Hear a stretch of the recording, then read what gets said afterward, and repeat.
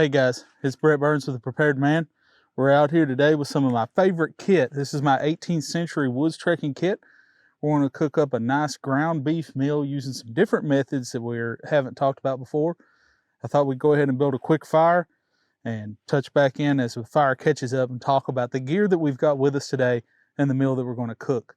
So just bear with me while I get this fire started, and we'll sit down and have a powwow right here by the fire.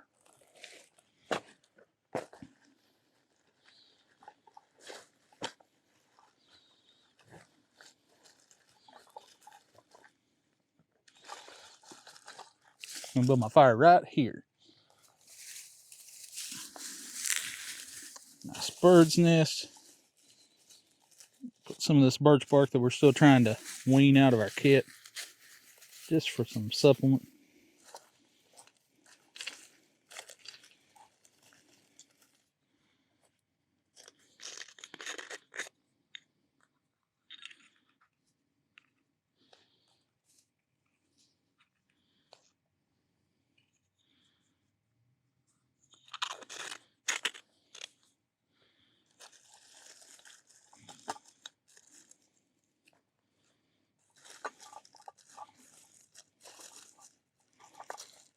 That'll do it.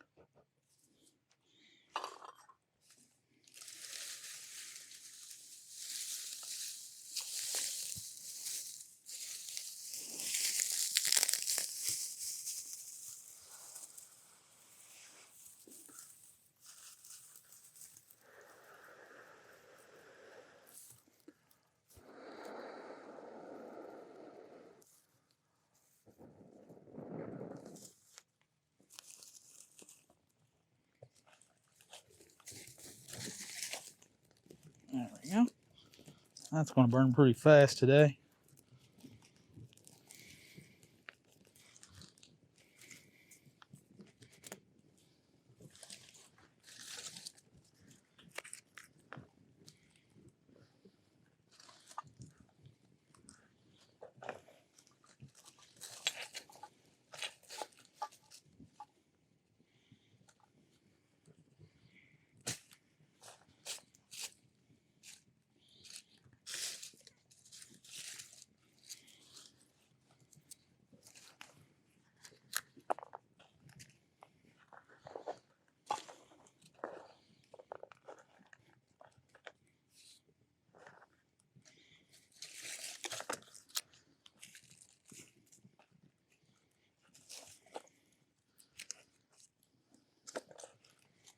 I'll try to establish this log cabin pretty quick.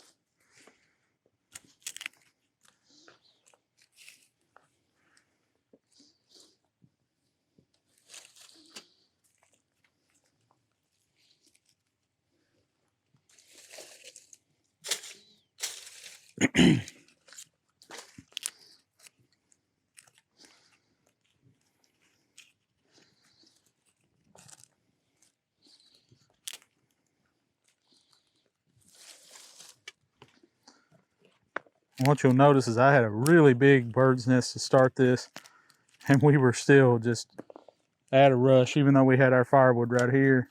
If I would have started this fire and then tried to gather up just some minor tinder, that bird's nest would have burned up and been out. And I harvested that off the landscape. It's rained 2 days this week.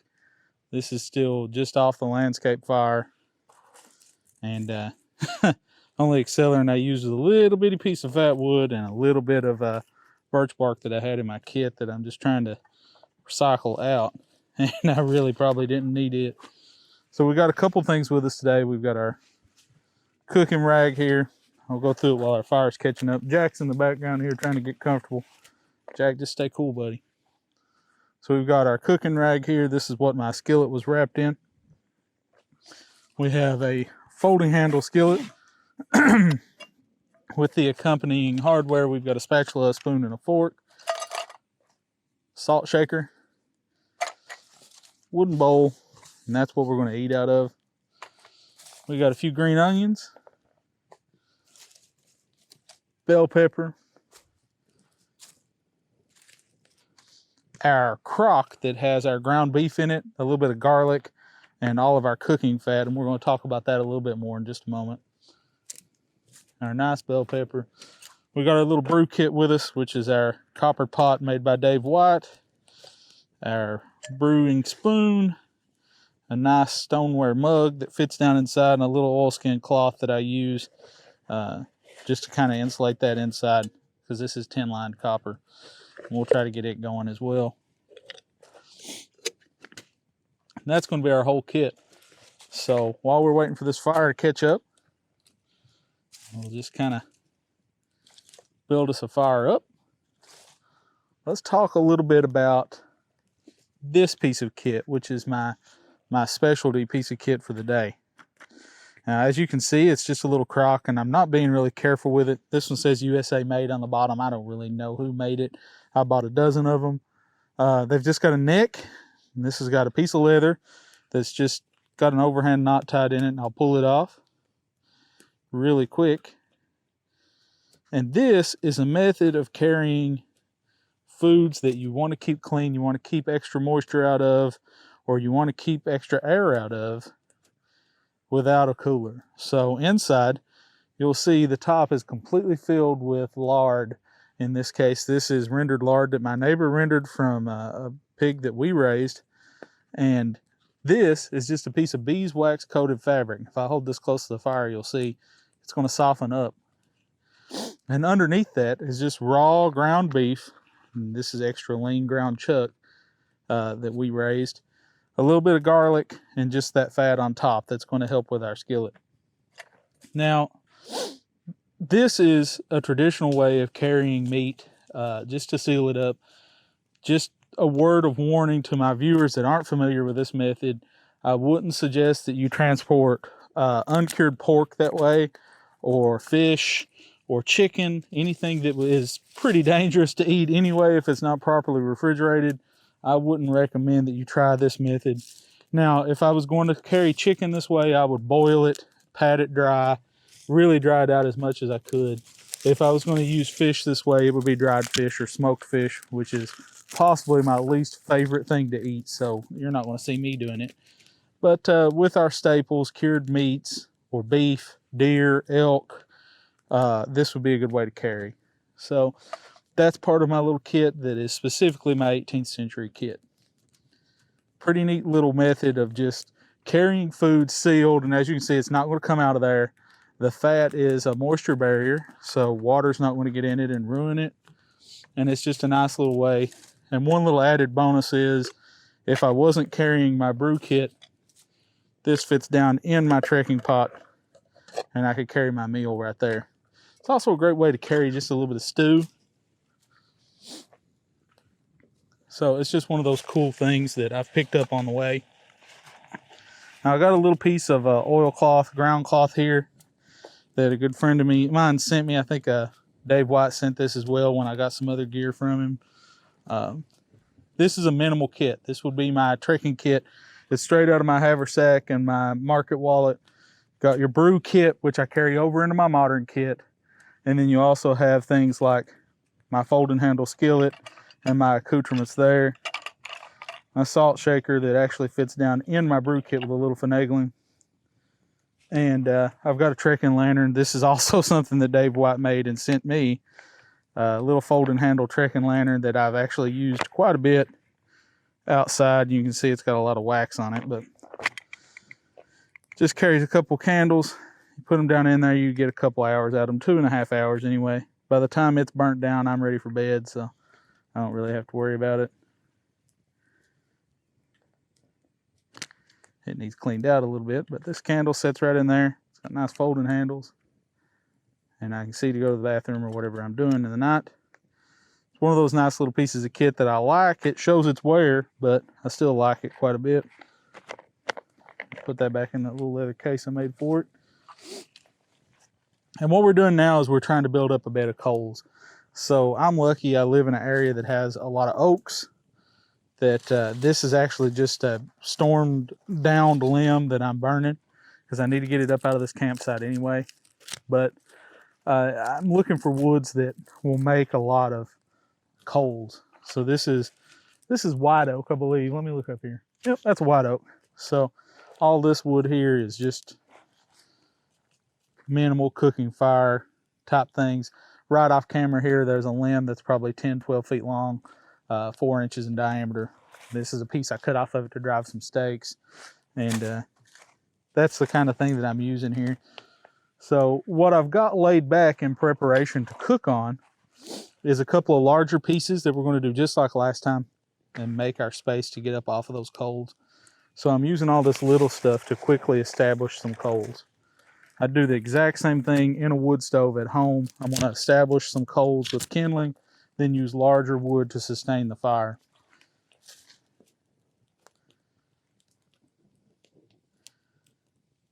And it's going really well. You'll see on the ground I have a lot of scrap laying around, and typically I pick most of this stuff up and I pick it up and just kind of throw it away, get it back out of the way. A lot of those twigs may go in my twig stove for the morning. I don't have my twig stove with me today, but you know, all this little stuff I could pack up in my twig stove and have it ready to go for in the morning. Put a nice fire starter down on the bottom or something of that nature when I don't feel like fooling with it, and I can just pop this in and be ready to go. I'm trying to pick a stick now out of my set that's a little bit longer that I can use to kind of poke and arrange this fire. Doesn't have to be anything special. I see people carrying specialty kit all the time, and this is not one of those cases that I need it. This one will work. It's kind of sharp and pointy. Gets me further away from the fire, and I can poke in here and get my fire arranged. What I'm trying to get is not a big fire, but an established, I'd like to have an inch of coals that I could cook on, or at least 3/4 of an inch, just so I can keep this little metal pan hot and get it going. And I'll show you how that's going to work in just a moment. Woo, it's a little warm for a fire today. Behind me, I have my oilskin tarp. You'll see I'm pretty close to it. I'm about 18 inches off the front of it, maybe 2 feet with this fire.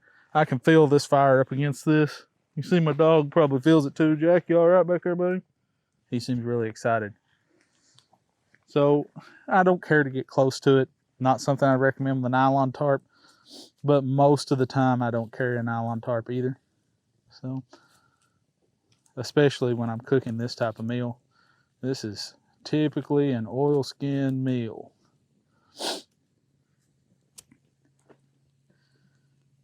There's no need in my video series to talk about what brands oilskin tarps are out there, but I would like to give a quick shout out to Tent Smiths because that is exclusively the brand that I carry. I'm in no way sponsored or promoted by them. It is simply that is the product that I use. They have switched ownership recently.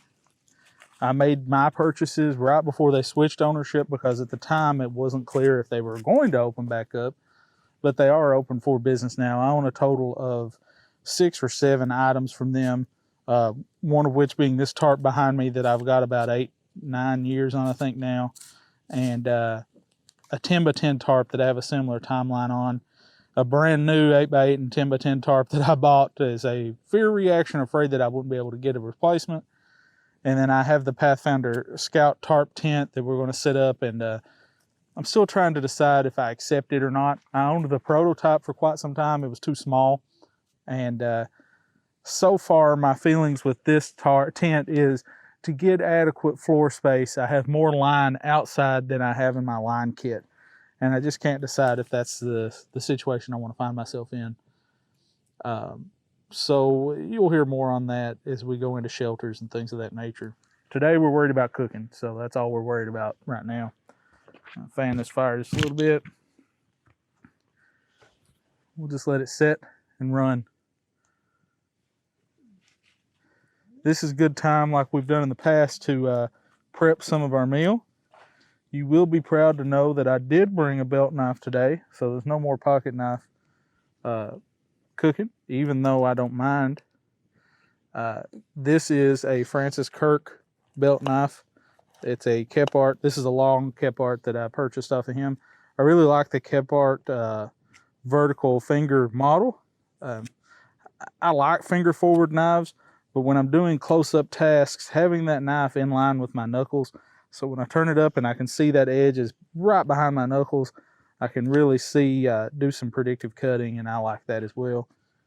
I'll go ahead and cut up some of my green onions. Now the edge on this knife, you'll notice, is not a Scandi edge. This is a convex knife. I prefer a convex edge simply because I'm not doing a lot of carving tasks. In southeastern Kentucky, we have just a couple of trees that you can really carve on. Maple, tulip poplar. I've carved quite a bit of beech. Cherry's pretty hard. Of course, we have cedar. Cedar is a rarity. Right now, we're about a half a mile from the only stand of cedars anywhere around here. This knife is convex. I can work meat with it. I can work line with it. I can work wood with it to an extent. And like I said, I'm not doing a lot of complex wood tasks with this knife.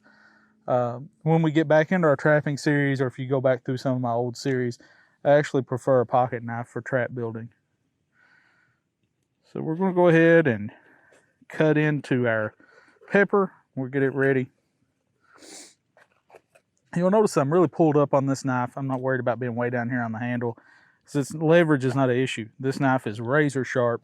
I don't have to worry about getting leverage to cut a pepper especially. So we'll go ahead and get him down to a working area. I like big pieces of pepper. I don't really care if the onions are in there because I kind of like spicy food. But just for the sake of this cooking, probably not going to use the whole thing. I'll just cut him down. I love cooked peppers as long as they're done. There's our peppers and onions.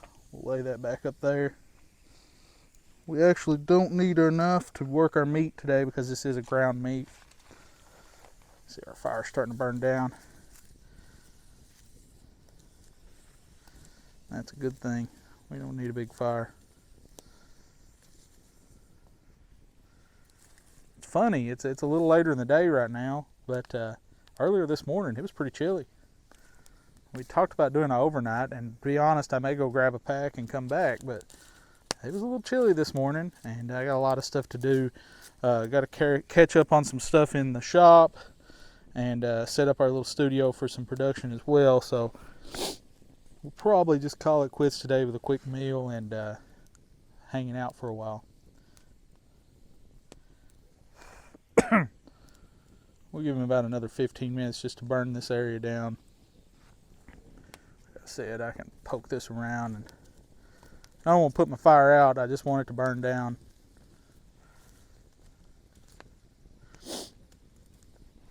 Get some coals going. What we can do in the meantime is we're going to chip some of this lard right off the top of this pot into our skillet and go ahead and prime this skillet for cooking. As you can see, there's probably 3/4 of an inch or something of lard on there. I've hit the beef that quick. That's enough lard to grease that skillet. Set my spatula back. My fork actually fits into the handle of my folding skillet, and I can set him on the fire. So go ahead and let that prime. That'll give us an idea how close our fire is too. We don't want it to be too hot.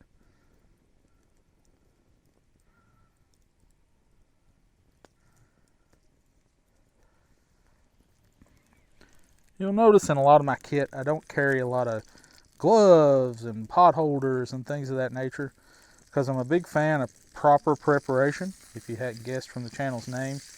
And the idea that prepping a proper fire, I don't have to really worry about burning my hands unduly and things like that, because a proper fire has been, it's had enough time to burn down, and I can cook on those coals. You can hear that moisture burning in that beef. I'll go ahead and set my skillet over here. Cool off just a little bit. We'll go ahead and really get us a big spoonful of that beef. Get it down in there. And I'm just carrying about 3 ounces of beef. I don't need a lot for me. But we'll go ahead and put it in there. We'll give Jack some too, won't we, buddy? And that's good. And this is ready to go on the fire. I'm not going to add these yet because they're going to burn pretty quick, especially those green onions. But I am going to go ahead and season this meat a little bit with my salt. Now this is not a salt shaker, so we have to kind of measure it out in our hands and shake it out. Woo, that smoke's getting me. We can go ahead and start cooking. Take my fork out here. Come on, buddy. About ready to eat, Jack? He's born ready, wasn't you, bud?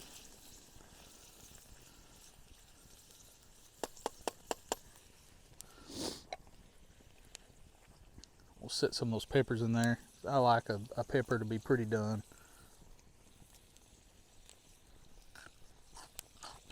That's good pepper.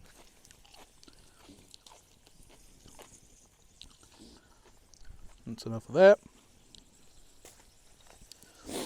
We'll go ahead now that my pan's cooled down a little bit, and I'll add some of my green onions. I could use wild onions, wild garlic, anything you like for taste, really. This is all about just taste and getting it the way that I want it.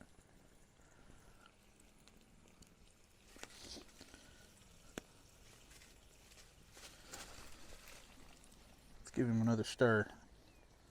Buddy, that fits too. I thought it would. Let's go ahead and fold some of this in and incorporate those onions and peppers. Give them a little taste of fire.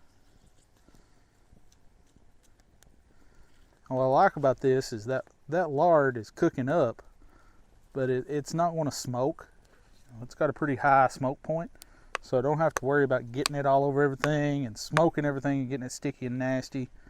I'm going to burn off my spatula.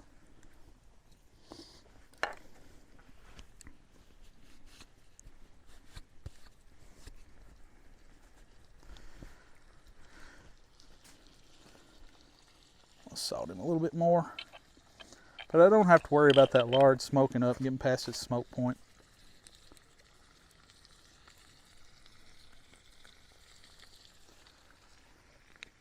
I'll go ahead and step right off camera.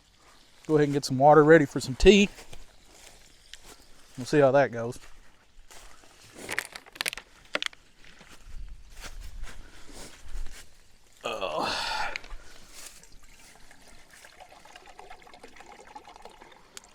There's a lot of ways I could have done that, but that gets the job done.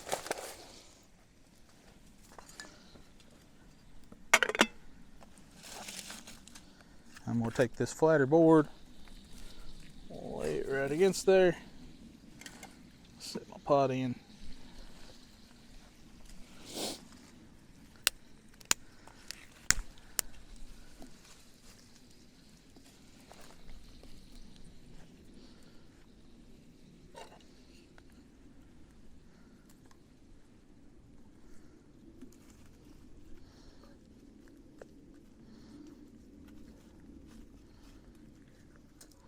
And my fire is cooking really low, and that's what I want, because I want those peppers to get done without scalding.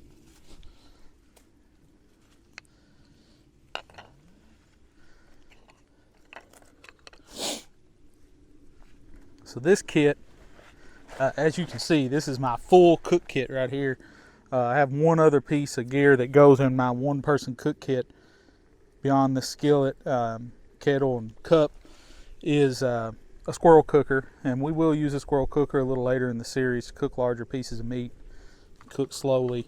But this is a pretty thorough kit right here, and I'm not going to say that it is the most economical kit that I have, because this is more about the philosophy behind cook kits in general for me. And this is how I got started with the idea of pulling a cook kit or creating a cook kit that I was comfortable with, that fit my needs and fit my aesthetic, which was actually a factor. The idea of finding something that I enjoy using and that I enjoy looking at has been, it's been a persistent challenge, especially in the 18th century gear, is the idea of finding some kit that I can use, that I like using, that I can maintain, especially in the field, that won't break the bank. Probably the most expensive piece of kit I have is probably also my favorite piece, is my Handmade Cookie Pot. And this is definitely a handmade kit. This kit was not made to just cover all bases. These are components that have been bought separate and compiled specifically for me and for my needs. Let's take a look in here. Yeah, that's doing well. It's not getting too hot. You have to watch copper because this copper kit conducts heat extremely well. So you may not think it's getting hot, and it will be getting insanely hot suddenly. So it's one of those things. This bowl has been coated with coconut oil. I've refreshed it with olive oil, and of course it gets some other oils. I hand wash it. It never goes in a dishwasher or anything like that. And I've had it for a number of years without big issues. Now, maintaining this gear is a lot different than maintaining a stainless steel kit. Stainless steel kits you don't have to worry about. You put them in the fire, you walk away from them. This kit you really have to kind of maintain, understand how it works, how to use the fire, because my copper pot has a lot of patina, but I haven't boiled the solder out of the pot. I haven't damaged the pot using it. This skillet has to be seasoned because it's a carbon steel skillet. I purchased it from David Book, I believe it was, at an event, and it was in bad shape, I'm not going to lie. David had it in part of a collection that he purchased for sale, and I'm not saying that he done a poor job with it. What I'm saying is this is a piece of kit that has to be maintained. So it's been seasoned like all of my cast iron and my other carbon steel gear, and oiled appropriately. So it's not like a stainless steel pot that I can take home, put in the dishwasher, take back out when I'm ready to use it. Let's make sure this is getting warm. I need to go ahead and set that lid ajar. Handkerchief here. There we go. Let's see. Oh yeah, it's warmed up quite a bit already.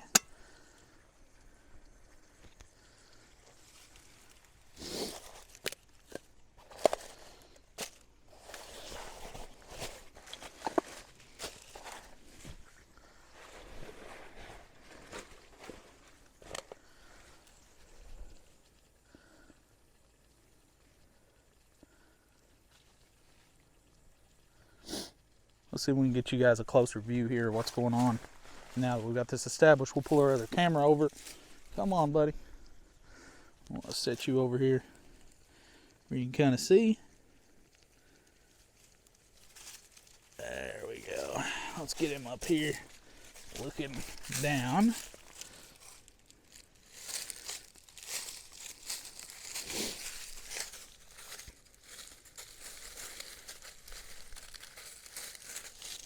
That'll get you guys a better view. We'll just cook. Well, this ground might come in handy today because this ground is saturated. Even though I'm up on this hill, it is soaked. Go ahead and pick up some of my gear that I'll be needing to throw away. Things that I need to move.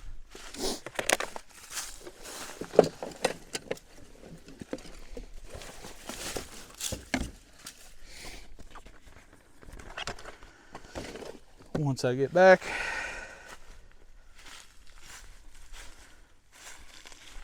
so far this has been a really good cook. Nice and slow. You'll notice that I'm not worried about burning anything because I've got my fire at the appropriate temperature.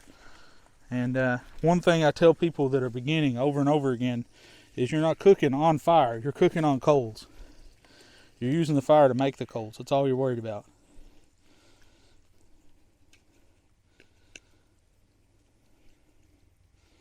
Other things you have to be aware of is the smoke point of whatever oils you're using and whether or not you're cooking at the right temperature and the right gear. If you're using olive oil, it's a completely different game, so you have to kind of watch that. Let's go ahead and chunk up this fire a little bit more. I don't want him to go out.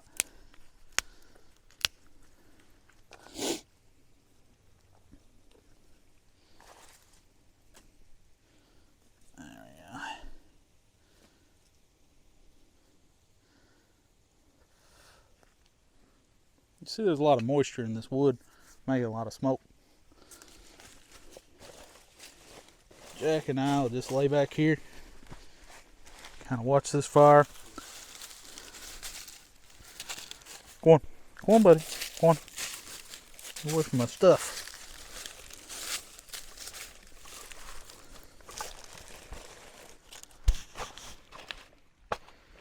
This is not Jack's first time in the woods. He was born in the woods, so I'd say he's pretty used to it. And what I've brought is coffee. And there's a lot of ways to make coffee. I could go ahead and shock this coffee and knock it back down, but I didn't bring any extra water to shock it, so I'm going to go ahead and just add it in, let it cook kind of slow. We're going to eyeball this. That'll do it. I may make some stout coffee, but we'll see.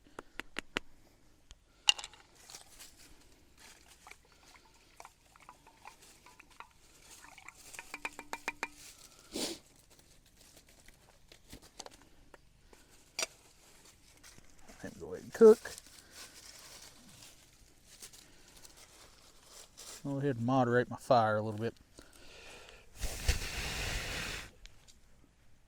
Now, let's see here.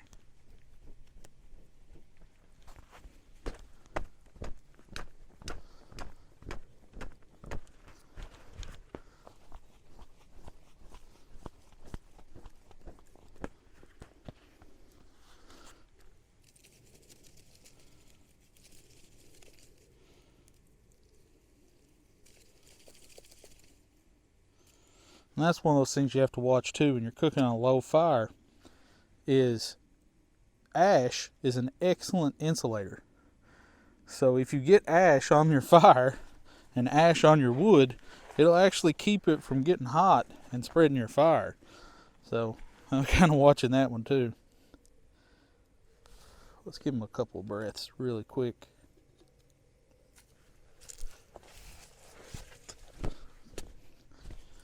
Woo!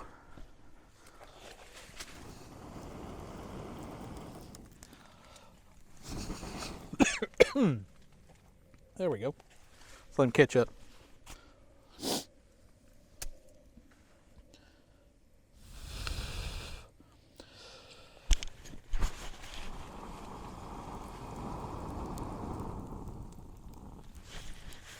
There we go.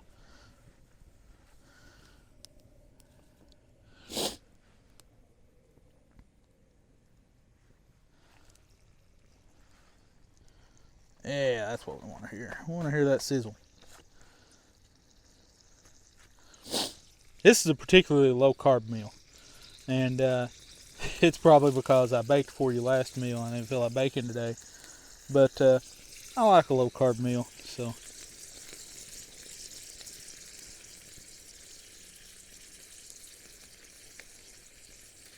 we'll do well.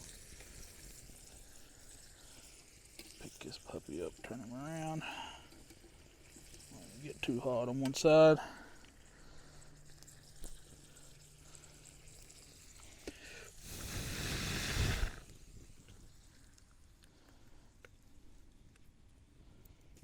We're getting there, bud.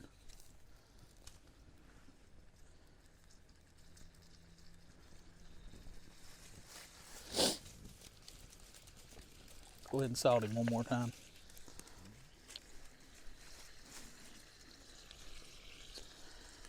Yeah. I guess we better not put that back in there yet.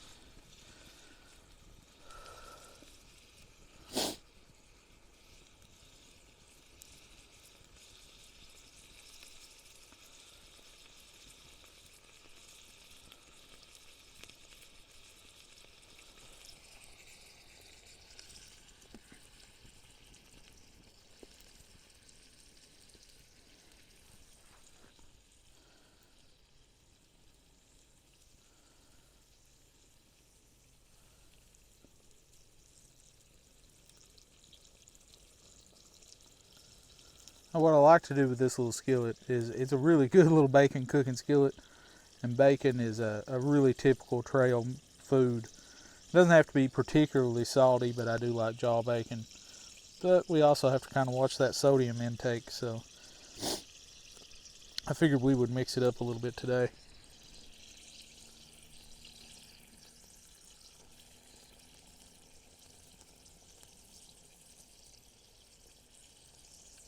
Whoa, that could have been bad.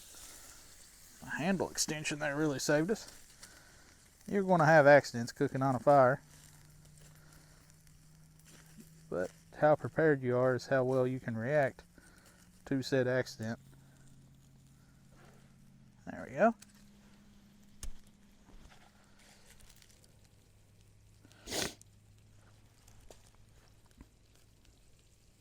Come on back now, buddy.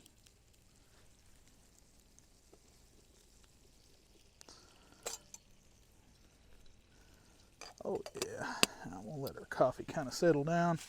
We'll set him up here. Jack, don't fool that. Let's get this all down here.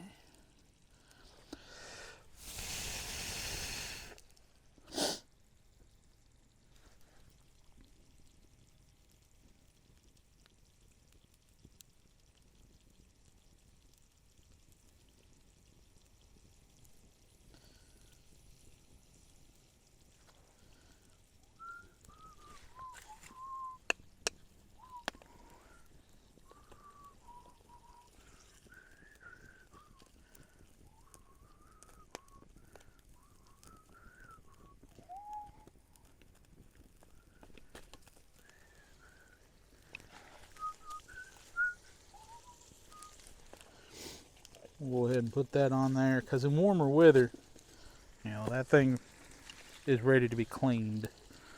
So we'll go ahead and tie him back up. Keeps the insects out of it, and first one thing and another. This is late March, so we don't have to worry about that as much.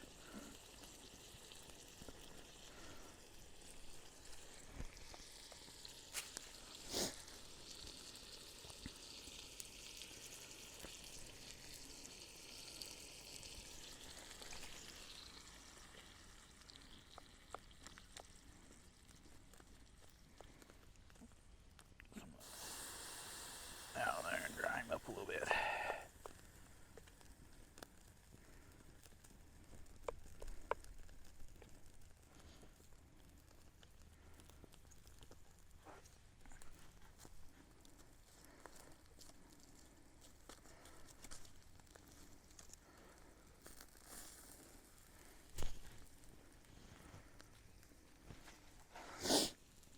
We're about done here. Let's go ahead and check on our coffee. Oh yeah. I'll have to swish him around. You can see there's a lot of grounds on top still. So we'll go ahead and mitigate that in just a moment. Easiest way to do that is use some type of filter. Now in my modern kit I carry coffee filters, but in this kit I don't. So we're just going to use the end of our cooking rag here. We're going to find that section. We'll make a pocket in our cup. I like to use the end of my spatula so I don't burn myself. Get some coffee going. And when I hold this up, you're going to see why. And how to do it. Go ahead and let that get on out.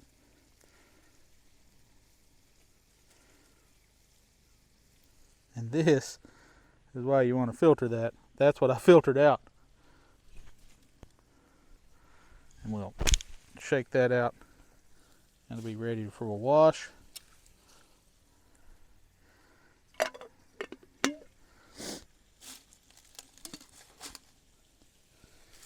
So now, what we have left is to eat.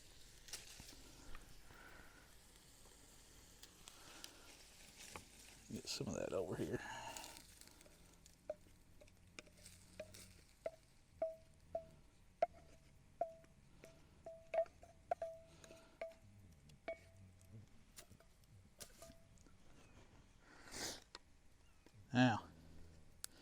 what I typically like to do is have something that's got some fat in it, cheese or carbohydrates like bread or something, but this be a nice little meal. You can see it there. I'll eat that up, drink my coffee, enjoy myself. Jack's going to get his part and give him a piece with no onion in it. Here you go, Jack, buddy. Eat that. Sit here and enjoy the day. And what I'd like for you guys to do, give you a little bit of a assignment here, is comment below down in this YouTube video about things that you'd like to see me cook, methods you'd like for me to use, clay baking, things of that nature. I'd like to keep it budget friendly as possible, something that anybody could do. Not that I care to break out the gear. It's more about just doing or the practice of cooking in the woods instead of purchasing those kits. Now, what I like to show you guys are these personalized kits, things that I've built over the years from using this gear. And I'm 4 years into this 18th century cook kit to get it where I want it, and this is everywhere from Salvation Army stores to flea markets, yard sales, and anything in between to get the right kit and the right gear. And what I'm asking for you guys is to keep that in mind, is that there's probably not one vendor out there that can just sell you everything you need and then poof, hey, I've got my kit. And rather the mindset of having a kit that meets your needs, that's built and tempered on your practices. So that's what I'm after, and that's what I urge you to be after, and what we're going to do in these basic cooking videos. So this is just a basic camp fry up. Peppers, green onions, garlic, ground beef, and a dog. You alright, buddy? Boy, that's good. It's almost got like a meatloaf taste. Here you go, bud. Jack and I share. I try not to feed him a lot of things with onions in it, so he doesn't get much, but we share on the trail. I cook big pieces of meat. I'll usually cut him a piece off and things like that.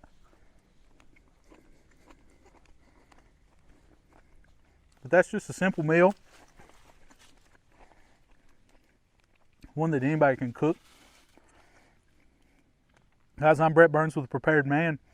We're going to sit out here and enjoy the day. Take a couple of pictures for you guys. Expect some midweek updates coming from us soon. Things about gear selection, the evolution of gear, and the choices that we've made.